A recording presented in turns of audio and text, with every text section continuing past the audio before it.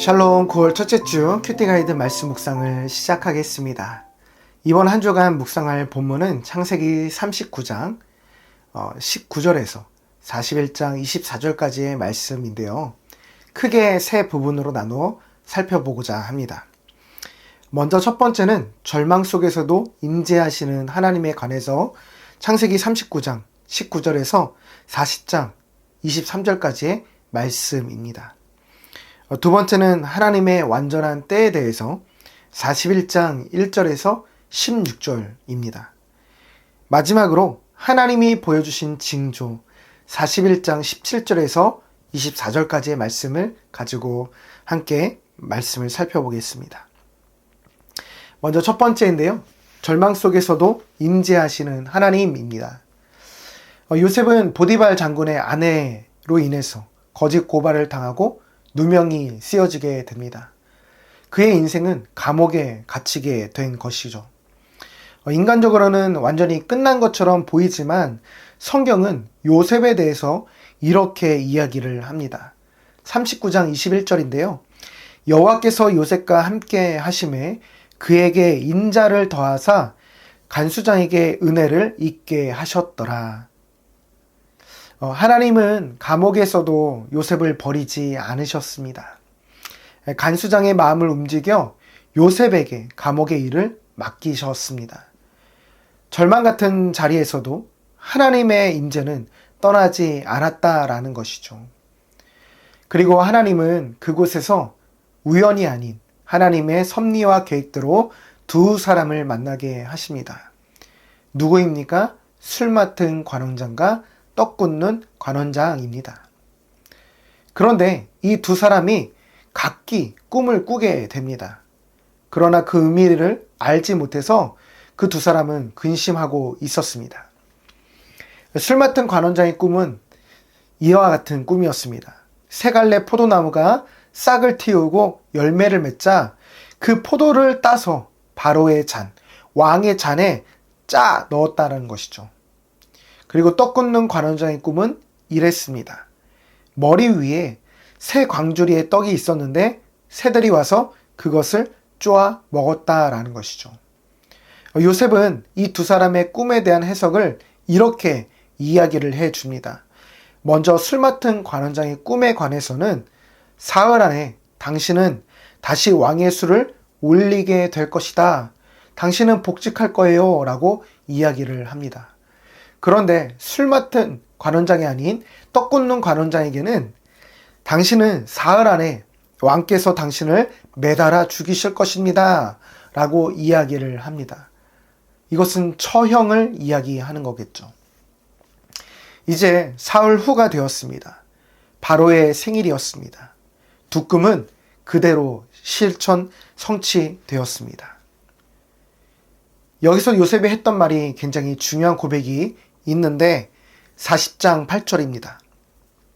해석은 하나님께 있지 아니하니까 라는 고백입니다. 그 당시 고대 근동 사회에서는 사람들은 꿈을 단순한 상상이 아니라 신들이 우리에게 말씀하시는 메시지라고 여겨졌던 시대였습니다.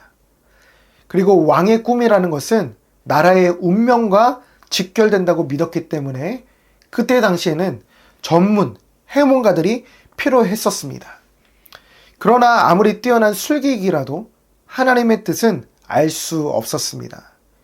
이런 배경에서 요셉의 고백은 시대의 이러한 통념을 정면으로 거스르는 믿음의 선언이었습니다.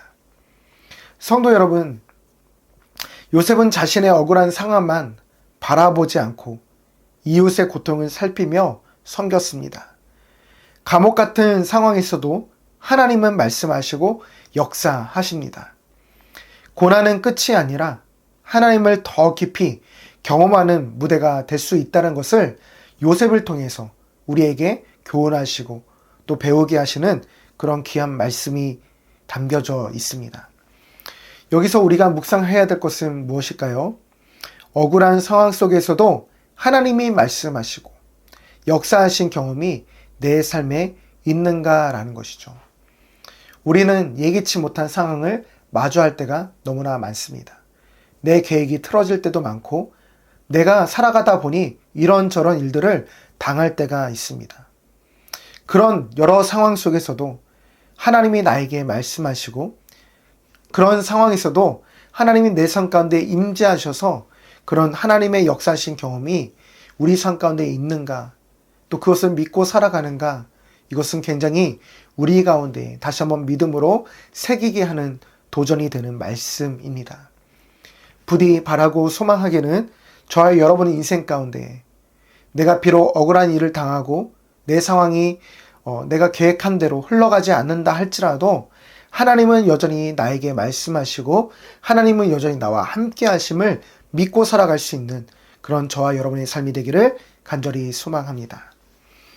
두 번째는 하나님의 완전한 때에 대해서 우리 41장 1절에서 16절의 말씀인데요. 요셉은 술 맡은 관원장이 복직을 하게 되면서 이런 부탁을 합니다. 당신이 복직하거든 나를 기억해 달라고요. 그런데 술 맡은 관원장은 그 요셉을 잊어버리게 됩니다. 여러분, 무려 2년이라는 시간이 흐르게 됩니다. 짧아 보이지만 감옥 속의 요셉에게는 아마 길고 무거운 시간이었을 것입니다. 사람들은 요셉을 잊었지만 그러나 하나님은 그 2년의 긴 시간이라 할지라도 하나님은 요셉을 잊지 않으셨다라는 것이죠. 하나님은 정확한 때에 애굽의 왕 바로가 꿈을 꾸게 하십니다. 첫 번째 꿈은 무엇입니까? 나일강에서 살찐 암소 7이 올라와 풀을 뜯고 있었는데 파리하고 흉한 암소 7이 뒤따라 올라와 살찐 소들을 삼켜버렸습니다. 그러나 여전히 흉한 모습 그대로 남아 있었다라는 것이죠. 두 번째 꿈은 무엇이었습니까? 한 줄기에서 무성한 이삭 7이 자라는데 곧이어서 동풍에 말라버린 이삭 7이 무성한 이삭을 삼켜버리는 꿈을 꾸게 되었습니다. 이집트인들에게는 소와 곡식은 풍요와 생명의 상징을 가지고 있습니다. 그런데 파리한 소와 마른 이삭이 그것을 삼켜버린다는 것은 아무리 풍요로워도 기근은 반드시 찾아온다는 경고였다라는 것이죠. 바로는 마음이 번민하여서 애굽에 훌륭하다라고 말할 수 있는, 최고라고 말할 수 있는 모든 박사와 술객들을 불러냅니다. 그런데 바로가 꾸었던 그 꿈에 대해서 그 어떤 누구도 해석하지 못했습니다. 고대 사회에서 왕의 꿈은 나라 전체의 운명과 연결되는 것인데 이는 애고 전체가 무력함을 드러낸 사건이 되기도 하였습니다. 그때 술 맡은 관원장이 누구를 드디어 기억하게 됩니까? 요셉을 기억하게 됩니다. 전에 감옥에서 만난 히브리 청년이 제 꿈을 해석했는데 그대로 이루어졌습니다 라고 얘기를 하면서 왕에게 요셉에 관한 이야기를 전합니다. 드디어 마침내 요셉이 불려 나오게 됩니다. 그는 옷을 갈아입게 되고 바로왕 앞에 서게 됩니다. 바로가 요셉에게 이렇게 묻습니다. 네가 꿈을 해석할 수 있느냐? 요셉은 이렇게 대답합니다. 41장 16절인데요. 이는 내게 있는 것이 아니라 하나님이 바로에게 평안한 대답을 하시리이다. 성도 여러분, 요셉은 기회의 순간에서도 자신을 드러내지 않았습니다. 그는 감옥에서처럼 왕 앞에서도 해석은 하나님께 속했다라고 하나님을 높이고 하나님을 나타내는 고백을 했습니다. 그의 믿음은 환경에 따라서, 상황에 따라서 변하지 않았다라는 것을 우리에게 말해주고 있습니다. 기다림이라는 그 시간은 결코 헛되지 않았습니다. 사람들에게 잊혀진 2년은 하나님께서는 준비의 시간으로 세워지는 그런 시간을 보내게 하셨습니다.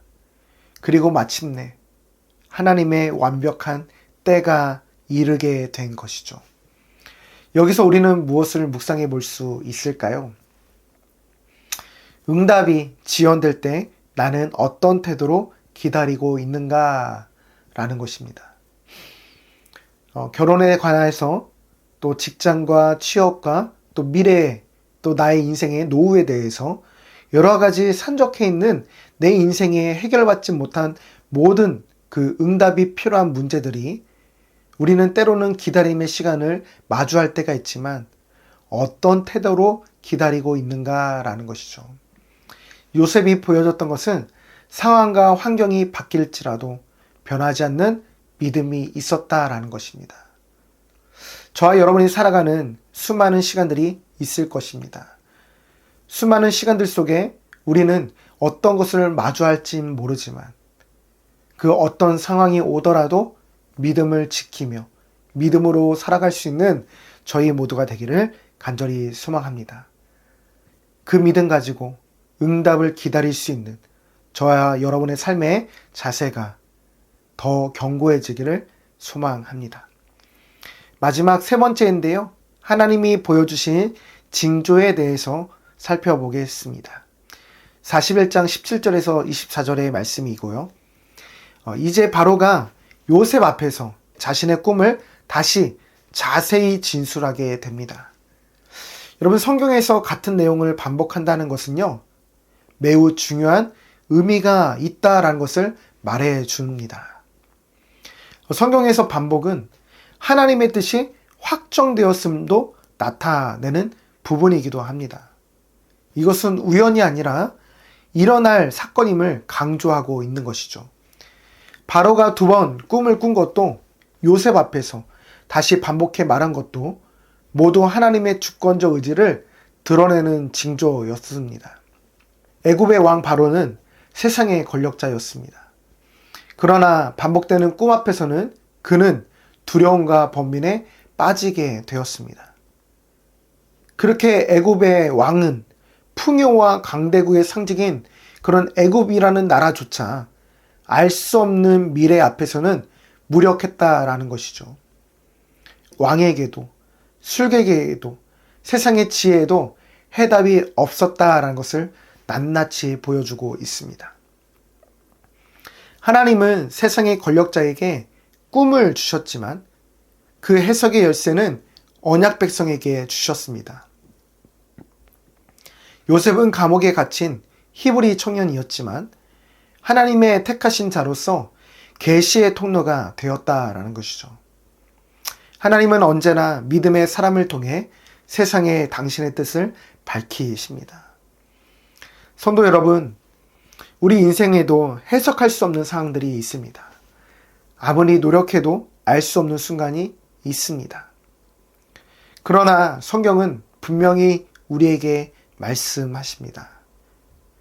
해석은 하나님께 있지 아니하니까. 내 인생의 비밀, 미래의 열쇠는 세상에 있지 않습니다. 오직 하나님께 있습니다. 그러므로 우리는 사람에게만 묻지 않고 말씀과 기도 속에서 하나님께 답을 구할 수 있는, 하나님께 나아갈 수 있는 그런 삶이 되기를 소망합니다. 왕도 무력했지만 하나님의 사람은 답을 전할 수 있었습니다. 오늘 우리도 세상의 두려움보다 하나님을 바라보기 시작할 때에 하나님은 우리를 통해서 하나님의 뜻을 드러내실 줄 믿습니다. 여기서 우리는 무엇을 묵상해 볼 수 있을까요? 나는 인생의 해답을 세상에서만 찾으려 하지 않는가를 한번 질문해 보았으면 좋겠습니다. 우리는 때때로 세상의 많은 인문학 서적을 살펴보기도 하고 지혜자라고 말할 수 있는, 학술자라고 말할 수 있는 세상에 뛰어난 지식과 학력을 갖춘 사람들을 찾아갈 때가 있는 것 같습니다. 그러나 나의 인생의 해답은 이 세상의 그 어떤 것도 말해줄 수 없습니다.